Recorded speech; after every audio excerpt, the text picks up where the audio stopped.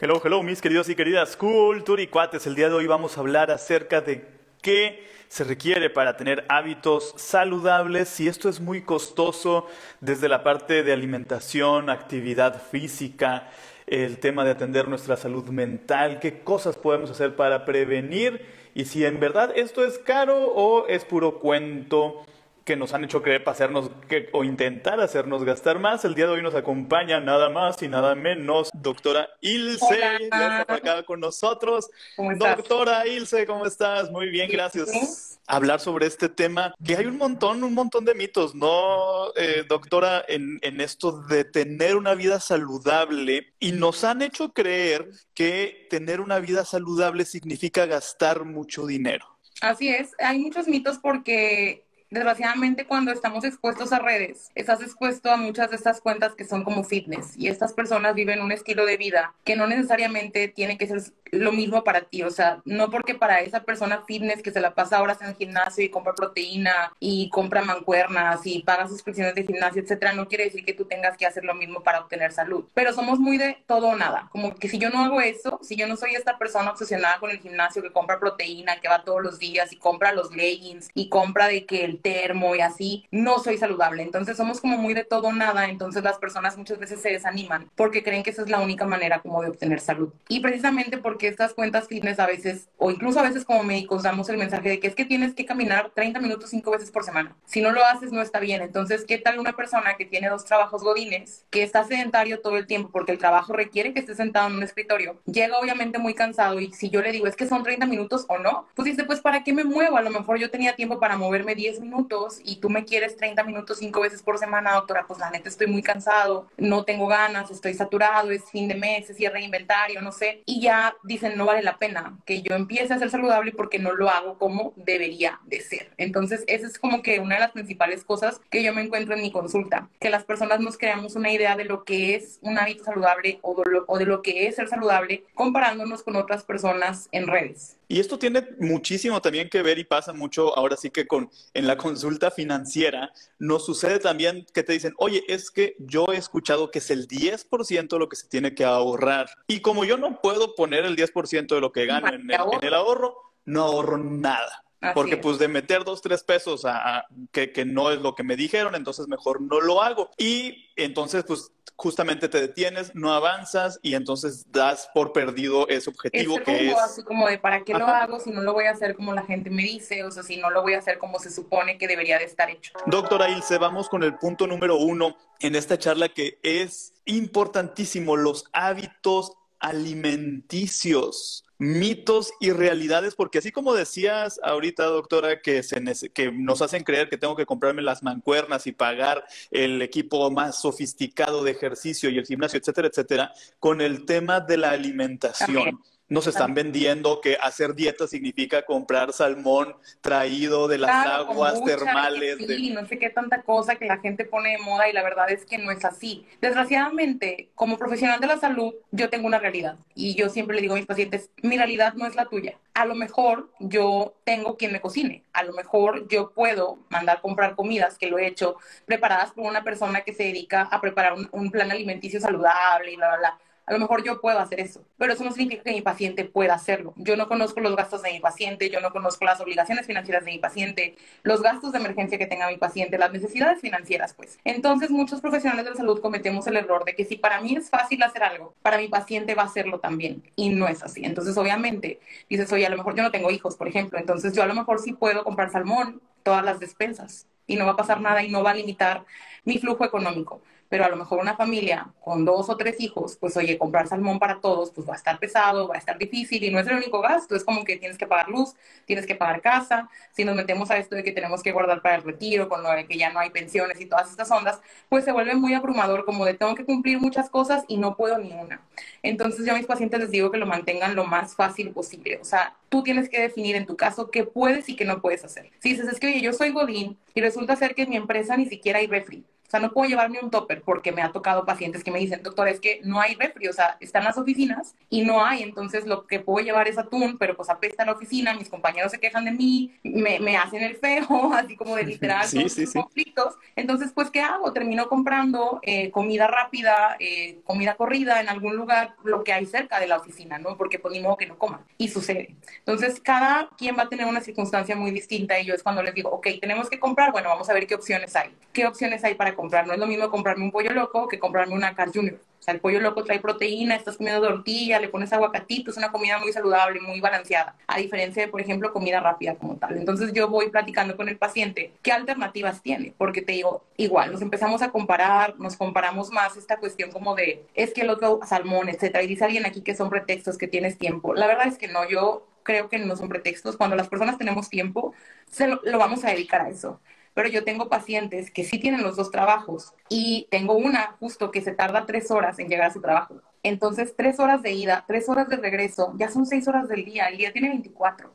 Entonces, ¿cómo le hace ella? Si tiene que de Estado de México ir a Ciudad de México a trabajar todos los días. Yo les digo a los pacientes que siempre carguen con frutas de cáscara, plátanos, manzanas, cosas muy prácticas que ni siquiera tienes que cortar, que rebanar, que preparar. O sea, tú cargas una manzana en tu bolsa y la traes ahí. Es un snack, o sea, puedes traer eso, puedes traer queso en un topper, puedes traer tipo una bebida que tenga proteína y yogur de Lala que trae 15 gramos de proteína y ese yogur con una fruta es un snack excelente en lo que llegas a casa y te alimentas. Pero pues son cosas que yo tengo que tener disponibles. Obviamente, si yo estoy ante la urgencia del hambre y tengo los pendientes encima, pues obviamente yo voy a comprar lo que esté a la mano. O si mi compañero dice, vamos a pedir una pizza, pues también no vas a ser el único agüitado de que no, pues yo no, pizza no, porque, o sea, es todo un montón de factores sociales, laborales, cuestiones. Entonces yo le digo al paciente que siempre intente que tenga las cosas accesibles y a la mano y lo más prácticas posibles, porque no es igual decir, tengo que partir una sandía, a decir, voy a agarrar una manzana y me la voy a llevar. Voy a agarrar una naranja y me la pelo ahí, o sea, una mandarina y la pelo. Entonces es muy importante esta cuestión como de practicidad. Busca cosas saludables que sean prácticas y que sean fáciles de aplicar a tu vida. ¿Por qué? Porque hay estrategias, de hecho, en la literatura científica de que para que una persona pueda crear un hábito, tiene que hacerlo en baby steps, como se llama estrategias del small approach, como de abordajes pequeñitos. Yo no puedo aspirar a de un día para otro cambiar mi alimentación 100%. O sea, yo tengo que ir como de un cambio pequeñito. A lo mejor yo nunca como verduras y el cambio que puedo iniciar es, ¿sabes qué? Voy a incluir una verdura en todas mis comidas. O sea, y ese puede ser el primer cambio. O sabes que yo tomo refresco de cola, el normal,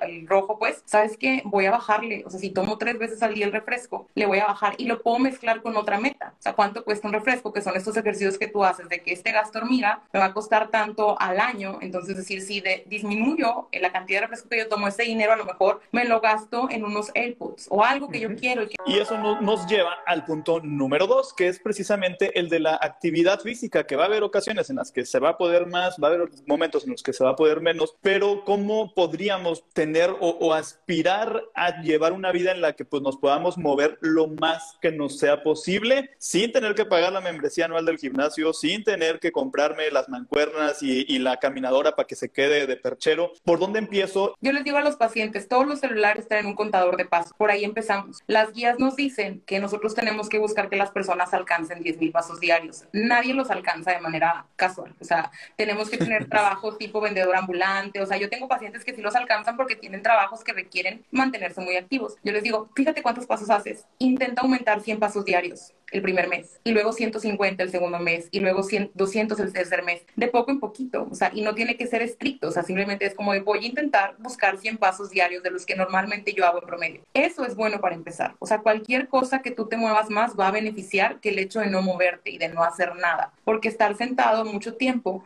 genera respuestas inflamatorias en el cuerpo y desgraciadamente los trabajos en la actualidad nos exigen eso. O sea, muchas personas tenemos un trabajo en el cual estamos sentados frente a una computadora por horas y no nos movemos. Entonces pueden empezar a buscar de que cuántos pasos hago al día y de ahí empezar a aumentar de 100 por día y cada mes irlo aumentando, irlo aumentando. Yo tengo pacientes que en el transcurso de un año logran tener 5,000, 6,000 pasos, los cuales equivalen más o menos a los 30 minutos de caminata que nos piden las guías. Como profesionales de la salud o yo veo cuentas fitness, te digo que literal es de que, ay, haces zumba, ay, no, eso no es ejercicio.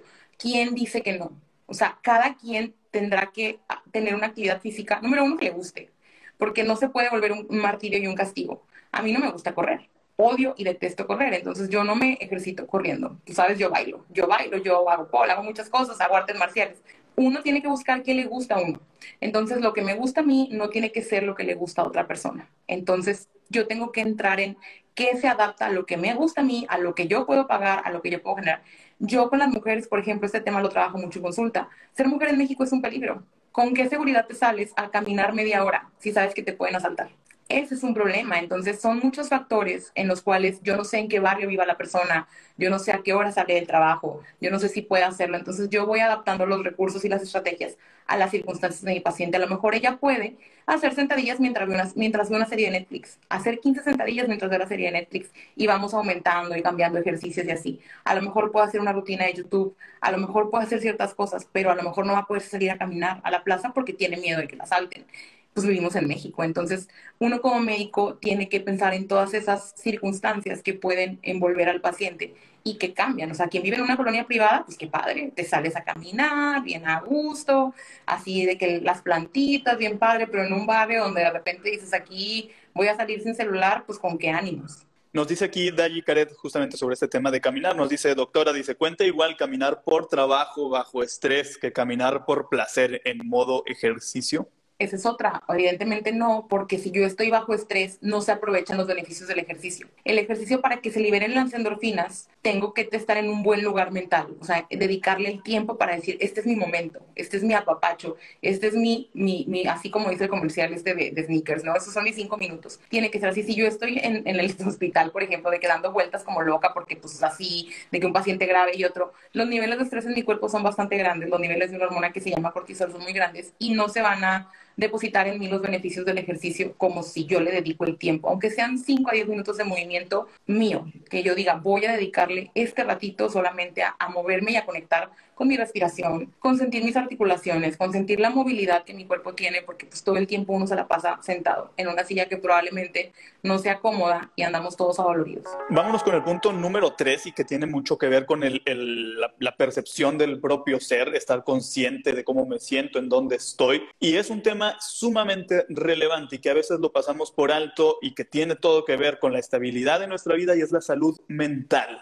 Así es. Y Para sabemos mí es lo que más importante. O sea, yo siempre le digo al paciente, sin salud mental no hay salud física. Entonces, muchos pacientes no van a estar listos para afrontar medidas que requieran mejorar su salud física si no están en un buen estado de salud mental. Yo soy una persona que vive con depresión y que vive con ansiedad. Yo tengo hábitos saludables desde que me gradué de la especialidad. En el 2018 yo empecé a hacer ejercicio de forma constante, alimentarme bien y estas cuestiones. Yo atravieso por un episodio de depresión severa en la pandemia siendo médico de zona, el cual me llevó a un intento de suicidio. En ese momento yo no era capaz de moverme. Era muy apenas si me podía bañar. O sea, pasaban días sin que yo me bañara. Entonces, si la salud mental no está bien, si la persona no quiere vivir, tampoco va a tener ganas de hacer ejercicio. Si la persona no encuentra una motivación en su vida, no va a tener ganas de comer bien. O sea, ni siquiera te interesa. O sea, ni siquiera piensas en qué estás comiendo. Ni siquiera tienes como el decir, me voy a preocupar por qué voy a comer hoy. Entonces, si estoy muy rebasado en la salud mental, va a ser muy difícil que yo tenga la motivación y el ímpetu para decir, me voy a cuidar en otros aspectos. Entonces, yo muchas veces al paciente le digo, enfócate en la salud mental, el tiempo que le tengas que dar. Y cuando estés en un buen momento emocional, vas a tener la pila, la motivación, el ánimo y la interesa para que te digan, oye, es que hay que tomar tal medicamento, o hay que hacer tal estudio, o hay que llevar tal proceso, porque luego te abruma y terminas aventándolo porque dices, no puedo, o sea, no puedo con tanto. Y consultar, quieras que no, a las personas nos genera miedo. Es como de qué me van a decir, qué me van a hacer, me van a regañar, de qué me voy a enterar. Algo va a ser malo para mí, voy a gastar, o sea, porque también está esta idea de que va a ser muy costoso y la verdad es que yo le digo a los pacientes, tú eres tu principal activo, o sea, puede sonar costoso, puede sonar, pero si lo piensas así, dices, es que tú eres tu principal activo y si tú no funcionas, no generas, entonces tienes que invertirte, o sea, tienes que invertirte a nivel mental, a nivel emocional, a nivel apapacho, a nivel físico, porque eres tu principal activo y si no funcionas, ¿con qué generas? Entonces, ¿por dónde empezamos a atender la salud emocional? Porque a veces el camino no es claro y también así como existen pues estas cuentas que te dicen, oye, pues te vas a poner mamey en 3 días, hay muchísimo bombardeo que te están diciendo, no, sé feliz, sonríele a la vida todo el tiempo. no, Espérame, ¿no? O sea, no, pues ese positivismo tóxico tampoco es bueno. Y a veces yo me siento incluso con esa presión de decir, oye, es que yo necesito estar feliz o necesito buscar ayuda, pero no sé por dónde, cuánto cuesta, cuál sería el camino, pues digamos, o sea, pues más directo para que alguien me pueda ayudar a atender mi salud mental? Yo les recomiendo, por ejemplo, hay un libro que sacó una psicóloga que se llama Natalia Molina, que se llama Vea Terapia. Ese libro, literal, resume cómo iniciar con un proceso de salud mental. O sea, ese libro es una inversión pues de 300, 400 pesos y tiene estrategias en el libro para primero que identifiques si tú tienes un problema de salud mental. Ya que identifiques que, o sea, que por dónde podría estar el problema, que sepas un poquito de herramientas de que, ok, esto ya sé que no es normal, ya sé que se tiene que, digamos, combatir de cierta manera, trabajar de cierta manera, y vienen estrategias sencillas en ese libro que cualquier persona puede aplicar de manera fácil, ¿no? Y ya con eso el paciente puede agarrar herramientas, porque luego es qué digo en la terapia, de qué voy a hablar, yo ni siquiera sé cómo expresar o qué decir de mi sentir. Entonces, por ejemplo, esa sería una muy buena estrategia, comenzar con ese libro. Otras veces yo les recomiendo, si tú ya de plano no tienes ganas de vivir, o sea, es muy distinto decir, estoy como medio agüitadón y como dices tú, presionado por sentir que tengo que estar bien positivo como todo el mundo y así, a decir, yo ya no tengo ganas de vivir, o sea, ya no me interesa si mañana existo o si mañana no existo. Cuando ya hay esa apatía por la vida, yo sí les recomiendo que directamente acudan con un psiquiatra, porque probablemente vayan a ocupar medicamentos, y esto de ser positivo y echarle ganas no funciona. O sea, se descompone el cerebro, así como en la diabetes se descompone el páncreas, así como en el hipotiroidismo se descompone la tiroides. En las cuestiones de salud mental se descompone el cerebro y requiere ser arreglado por profesionales. Entonces, este es el punto, y desgraciadamente en esta cultura de sobreproducción, desde que hay WhatsApp, tu jefe no te deja de mandar mensajes. O sea, no hay una hora de salida en los trabajos. Todo el tiempo tienes que estar disponible. Te comparas con la vida de miles de personas que estás viendo, que si se fueron al mundial, que si se fueron a Qatar, que si se fueron de que allá, que si están en París, y sientes que todo el mundo está triunfando y tú no. Sientes que todo el mundo está haciendo algo y dices, esta morra ya se levantó. O sea, porque yo he dejado de seguir cuentas de ese tipo porque yo no soy una persona de mañana. Yo no trabajo en la mañana. Entonces estas morras de que son las 5 de la mañana, ya ejercité, ya saludé al sol, ya tomé el jugo, ya. O sea, no todos vamos a levantarnos a las 5 de la mañana a saludar al sol y estas ondas. Entonces, pues no, o sea, tienes que decir, ¿valdrá la pena que yo siga a esta persona? Porque a lo mejor me presiona y me hace sentir insatisfecho con lo que yo puedo hacer. Y a lo mejor imagínate una mamá que está lactando, viendo una cuenta de una persona que a las 5 ya bailó, ya se hizo su jugo verde, ya se bañó, ya ejercitó, pues no está... Su skincare routine de hora y media. Exactamente, ya queda en mascarilla. No, no todos tenemos esas mismas circunstancias. Y desgraciadamente las redes, está demostrado científicamente, que nos exponen a compararnos y generan más insatisfacción con tu propia vida. Entonces uno tiene que cuidar mucho el contenido que consume, a qué cuentas me expongo, y buscar personas que se alineen a lo que yo puedo hacer hoy. O sea, una mamá no se va a identificar conmigo, yo no tengo responsabilidades de ese tipo. Entonces, pues obviamente mi vida nada que ver con la de ella. Igual, si sigues una mamá pero que tiene chofer, quien le ayude, quien le trabaje y todo, pues claro que ella te va a decir que las dos tienen las mismas 24 horas y que es bien fácil. Claro, pero siempre hay que estar muy conscientes de nuestro contexto y del contexto en el que se desarrollan esas cuentas a las que seguimos, ¿no? Doctora, revisiones de rutina médicas que sí o sí me tengo que hacer una vez al año mínimo, porque, por ejemplo, pues no sé si la vista, si hacerme hasta una limpieza de los oídos, los dientes, la sangre. ¿Qué es lo que diríamos sí o sí? ¿Por qué? ¿Y por qué lo menciono? Porque recuerden, hoy estamos hablando de cuidar la salud, es decir, estoy saludable y me cuido. Y cuidar la salud siempre va a ser muchísimo más barato que remediar una enfermedad. Siempre, o sea, eso siempre es bien, bien importante. Yo siempre le digo al paciente, o sea, las consultas con enfoque preventivo nos permiten evitar muchas complicaciones y gastos a futuro, porque no es igual tomarme una pastilla que tomarme 15, en gasto, en tiempo, en todo. A los pacientes yo siempre les digo, los laboratorios personalizados, eso sí se valoran en consulta, pero yo de manera general siempre les digo, tenemos que checar las mujeres, el ginecólogo. O sea, no podemos dejar pasar esta cuestión del Papa Nicolau de manera anual. O sea, tenemos que buscar esta onda, y si nos toca la mamografía anual, son cosas. Afortunadamente hay campañas de salud donde es gratuito, entonces ni siquiera tienes que gastar si no quieres. Presión y diabetes. Al año tenemos que revisar la presión, la diabetes. Tú te vas a unas similares, te van a checar la presión por 15, 20 pesos, te van a checar el azúcar por 15, 20 pesos, una vez al año. Si sale alterado, buscas una consulta con un médico. Ahora sí, de decir, ¿sabes qué? Sí tengo que. O sea, ya ahora sí como que salió alterado en estas revisiones como de rutina de la presión y la diabetes, mejor sí busco atención médica. Son cosas que yo les digo al paciente, son cosas rápidas, o sea, literal con que lo hagas una vez al año.